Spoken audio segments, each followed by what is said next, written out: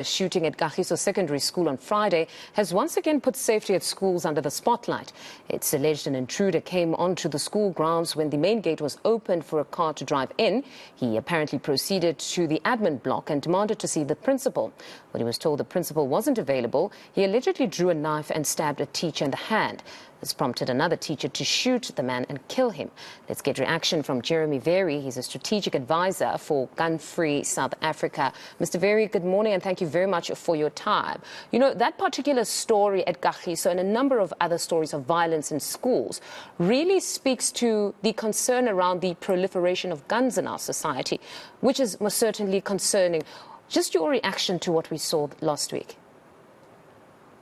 Okay, I think the first thing, just on the incident at the school, I will not be dealing with the merits of the matter because I'm not aware of it. But one thing I want to emphasize that in terms of the regulations for safety measures at schools that was promulgated and gazetted in October 2001, all public schools are declared drug-free and dangerous object-free zones. And a dangerous object in those particular regulations also includes a firearm.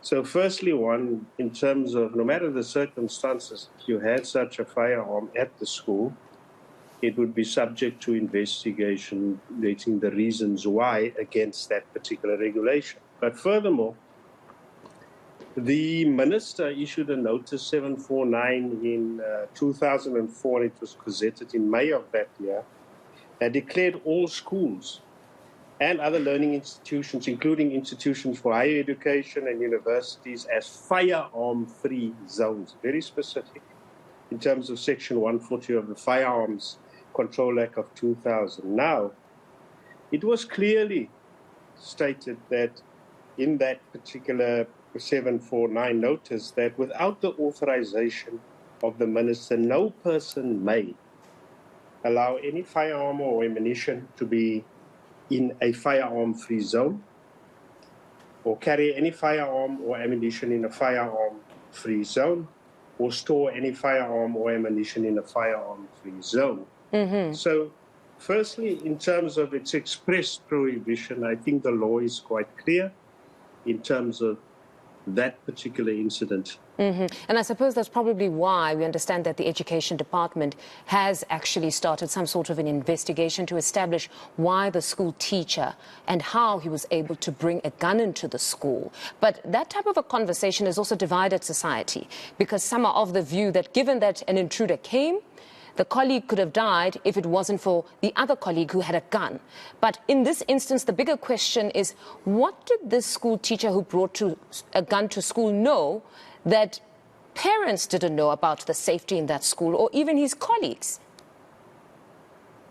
I think what went through that teacher's mind or whatever motives that involves is a matter for that teacher to argue in court or clarify to the people investigating the incident.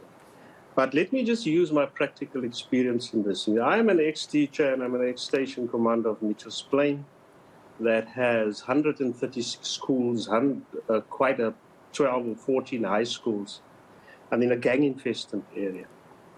Now, during my term as station commander, in times of extreme gang violence and where schools were based on gangs, I prohibited police officers, despite the exemption, from going to schools bearing their firearms.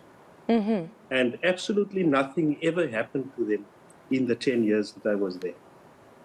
Not a single incident.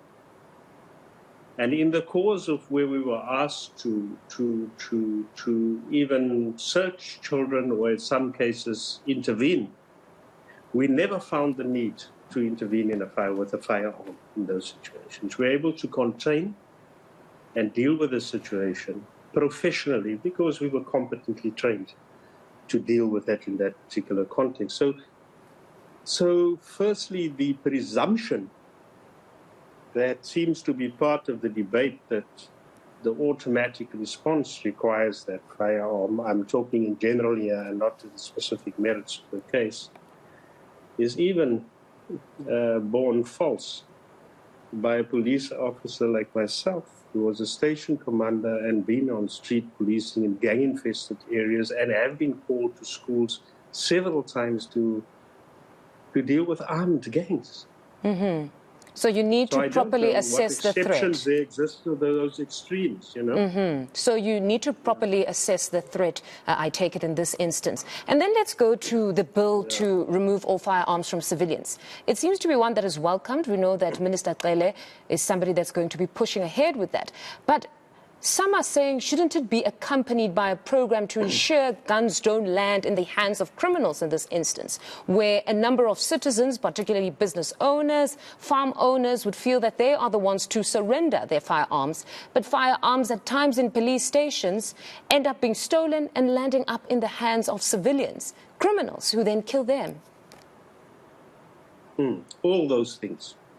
Let's start with the corruption within the police. I think we proved that case in a matter. I was involved as project leader in the investigation into the Princeville matter, where guns were given to gangs here, given to the taxi conflict in KZN and Gauteng and the Eastern Cape, and whatever conflict zone provided a market for the mass sale of firearms by corrupt police officers.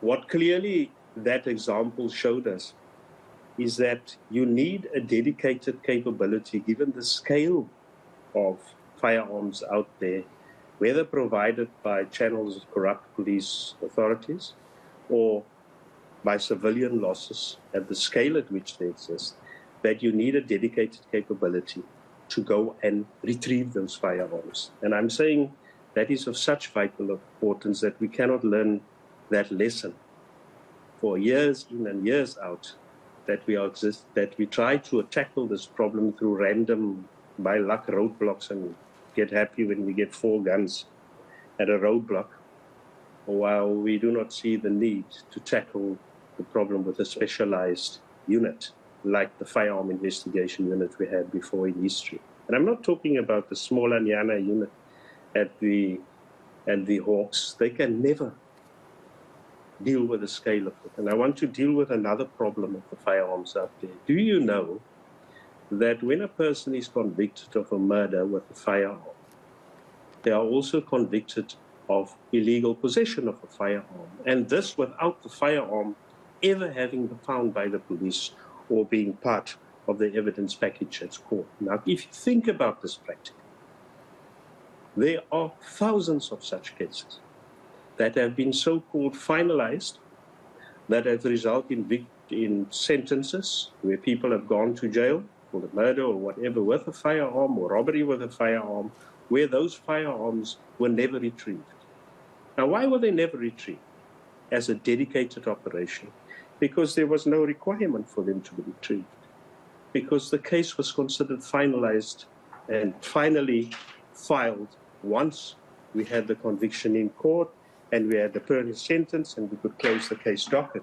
So can you imagine the scale of firearms, even with where used in actual crimes that are out there over the years, in which there was no particular instruction or incentive or directive by the court? Fine, we gave you the conviction for illegal possession on the associated crime, but now go and find the gun. Can you imagine the scale required? And there's no small unit that is going to get. You need a dedicated national firearm capability to deal with that. And it is an obligation in law, I think, especially when it comes to us as the police, a moral obligation, where we have been responsible for putting guns out there or for failing to retrieve those guns that have been used in crimes, for us to make a dedicated effort to find it. Otherwise, we're just going to flow in a pipeline, whether through civilian losses or whether through police smuggling it or corruption. It's just going to be a constant supply and flow into society without any clear strategy and clear investigative approach that seeks to not only go for those who possess them, that we catch, but go to those who are part of the pipeline that brought them to the streets in the first place. Let's hope there will be a clear or comprehensive approach to ensuring that we do become indeed that gun-free society. Thank you very much for your time, Jeremy.